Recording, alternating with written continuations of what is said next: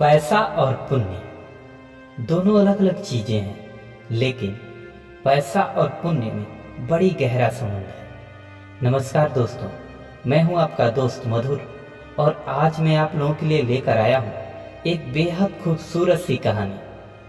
पैसे से पुण्य को कैसे खरीदें। जी हाँ दोस्तों, पैसे से पुण्य को कैसे खरीदें। तो आपसे एक छोटा सा रिक्वेस्ट है कि कहानी को पूरा सुनिएगा।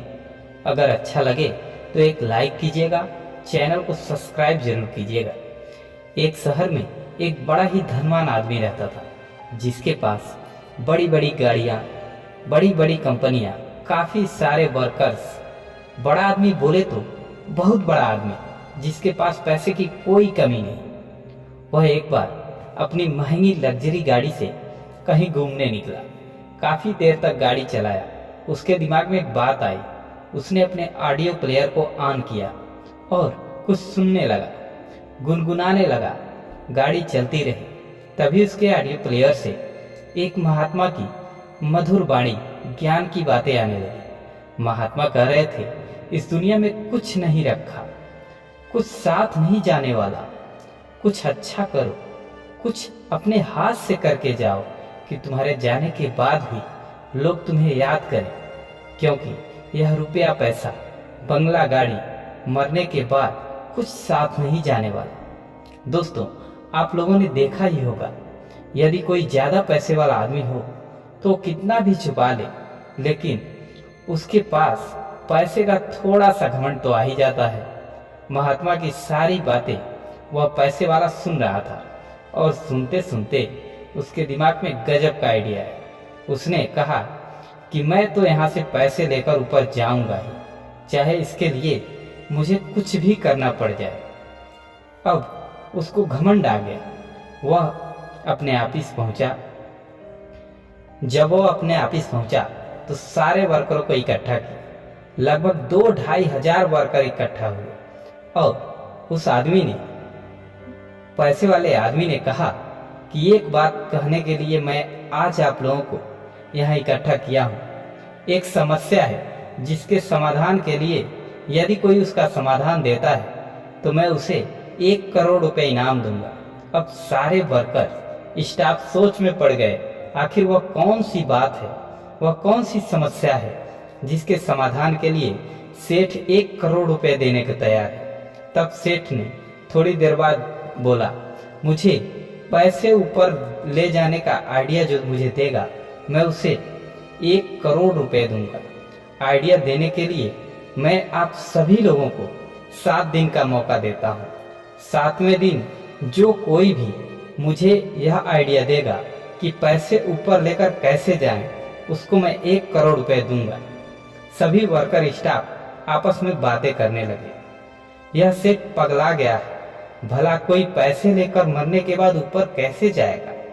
इसका आइडिया किसी से कोई कहां से लाएगा।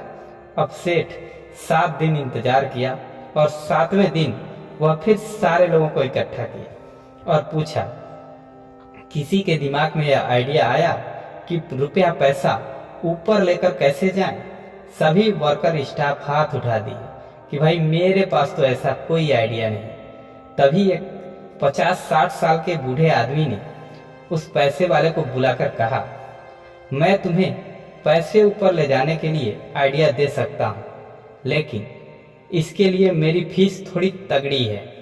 सेठ बोला, आप जितना पैसा कहो मैं देने के लिए तैयार हूँ, बस मुझे उस महात्मा की बात को झूठा साबित करना है कि पैसे ऊपर लेकर कोई नहीं जा सकता। तब उस आदमी ने कहा कि इसके लिए मैं तुमसे 5 करोड़ रुपए लूंगा, तभी ये आइडिया तुमको दूंगा। तब उस आदमी ने कहा कि आप कभी अमेरिका गए हैं? पैसे वाले सेठ ने कहा, जी हाँ, अमेरिका तो गया हूँ।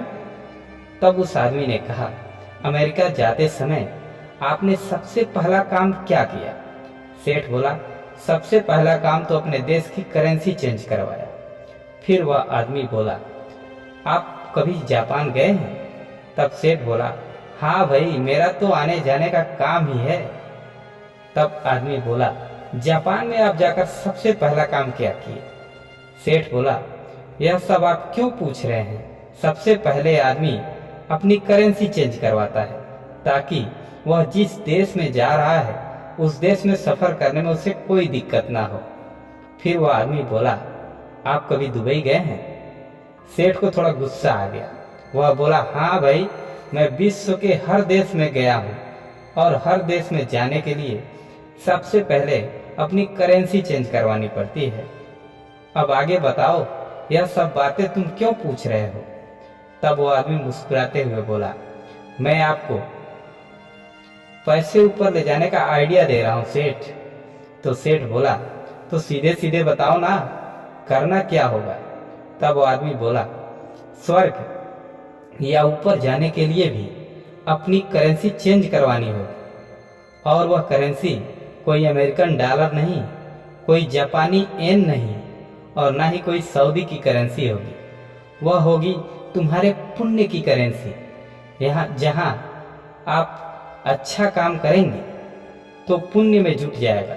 जो काम अपने हाथों से करके जाएंगे वह ऊपर पुण्य के रूप में यानी करेंसी के रूप में काम करेगी। तब सेठ बोला, लेकिन उस करेंसी को चेंज करने के लिए हमें क्या करना होगा?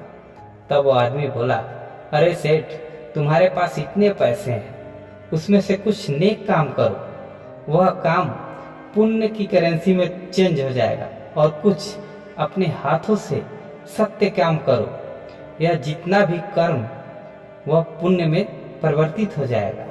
कुछ सत्य का काम करो, कुछ दान पुण्य करो, ताकि यह तुम्हारा जो रुपया है वह पुण्य में कन्वर्ट हो जाए, ताकि ऊपर जाकर सरवाइव करने में तुम्हें कोई दिक्कत नहीं हो।